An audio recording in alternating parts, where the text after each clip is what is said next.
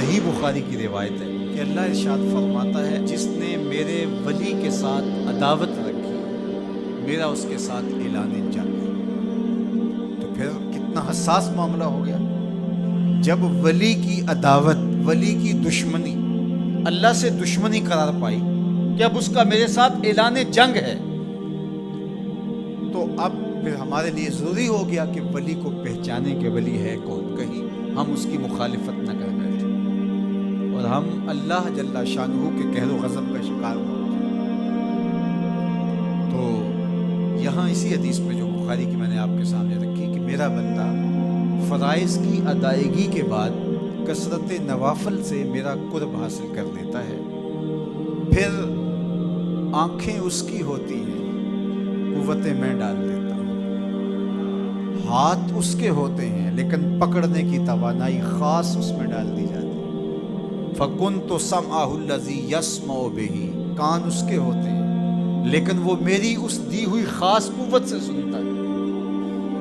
ہاتھ اس کے ہوتے ہیں لیکن پکڑائی کی قوت خاص طور کے اوپر میں اس میں ڈال دے۔ پاؤں اس کے ہوتے ہیں لیکن وہ میری عطا کردہ خاص قوت سے چلتا ہے۔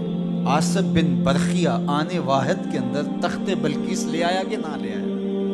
قرآن نے بیان کیا نا، آنے واحد میں 1 مہینہ جاتے ہوئے لگتا تھا، 1 مہینہ آتے ہوئے لگتا تھا۔ حضرت سلیمان علیہ السلام نے کہا کہ بلقیس آ رہی ہے، بس وہ شہر سے باہر پہنچ گئی ہے، تو کوئی ہے جو اس کا تخت لے کر آئے، اس کے آنے سے پہلے حاضر کر دے۔ اور وہ تخت مکفل کر کے آئی تھی، 60 ہاتھ چوڑا تھا، 80 ہاتھ لمبا تھا اور کئی ہاتھ موٹا تھا۔ تو کہا کوئی ہے جو اس کے آنے سے پہلے لے آئے؟ قال عفریت من الجن، ایک جن کھڑا ہو گیا کہ آج حضور میں لے آتا۔ کب لاؤ گے؟ کہا کہ مجلس برخاست ہونے سے پہلے تخت آ جائے۔ بڑی بات تھی، لیکن سلیمان نے کہا نہیں، مجھے اس سے بھی پہلے چاہیے۔ کیا شان ہے، پیغمبر نے کہا مجھے اس سے بھی پہلے چاہیے۔ تو پھر کیا ہوا؟ قرآن پڑھی، قال الذی عندہ علم من الکتاب، جس کے پاس کتاب اللہ کے علم کا کچھ حصہ تھا۔ زبور ساری کا عالم نہیں تھا، زبور کی کچھ آیتوں کا عالم تھا۔ اس نے کہا انا آتی کا بھی، جی حضور میں لے آتا ہوں۔ یہ تو دوپہر تک لا رہا ہے، تم کب لاؤ گے؟ کہا قبل ان یرتد الیک طرفک، آپ آنکھ بعد میں جھپکیں گے، تخت پہلے پڑا ہوگا۔ یہ قرآن نے کہا ہے نا۔ اور ابھی حضرت سلیمان نے آنکھ جھپکی نہیں تھی تو تخت سامنے پڑا تھا۔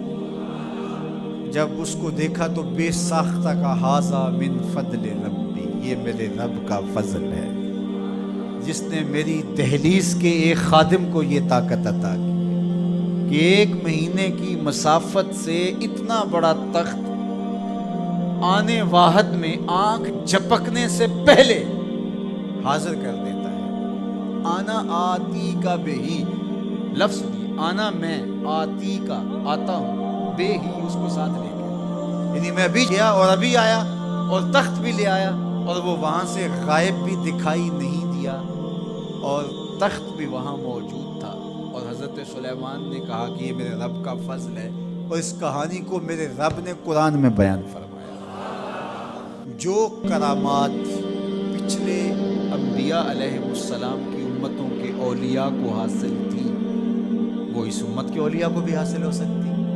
جس طرح حضور نبیوں سے افضل ہیں، حضور کی امت باقی امتوں سے، اور حضور کی امت کے اولیاء باقی امتوں کے اولیاء سے افضل ہیں۔ تو جب ان کی یہ کرامت ہو سکتی ہے کہ آنے واحد میں تخت بلقیس لا سکتے ہیں، تو اگر اس امت کے کسی ولی کی ایسی کرامت بیان کی جائے تو اس میں طبیعت میں بے چینی کیوں پیدا ہو؟ یہ تو حضرت سلیمان کی امت کے ولی کو بھی اللہ کمال دیا ہے، تو محمد عربی کے غلام کو کیوں نہیں دے سکتا؟ تو جو حضرت شاہ نقشبند بخاری علیہ رحمہ کا ذکر کیا جاتا ہے کہ جب آپ کی خادمہ کو اور آپ سے عقیدت کا دھم بھرنے والی خاتون کو کابل میں محل کی چھت سے دھکا دے دیا گیا، اور جب وہ نیچے پہنچی تو حضرت شاہ نقشبند بخاری علیہ رحمہ نے اس کو جو ہے وہ آسانی کے ساتھ زمین پہ رکھ دیا، تو حیرت سے آنکھیں پھٹی رہ جاتی ہیں اور پوچھتی ہیں کہ آپ کب آئے، آپ تو بخارے میں تھے؟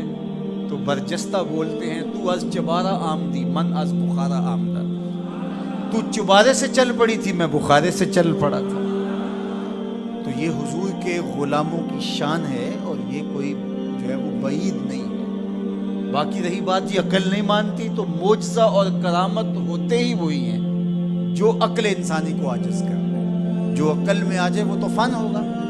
ما یعجز بہ العقل، عقل کی جہاں پہنچ نہ ہو، جو ظاہری اسباب سے ماورا ہو، جو چیزیں ما فوق الفطرت، تو انہیں ہی تو کرامت، قدرت یا معجزہ کہا جاتا ہے۔ اور اگر وہ عقل اور فہم اور ادراک میں آ جائیں تو پھر جو ہے وہ کیا ہو۔ تو اس کی نظیر ہمارے پاس قرآن میں موجود ہے۔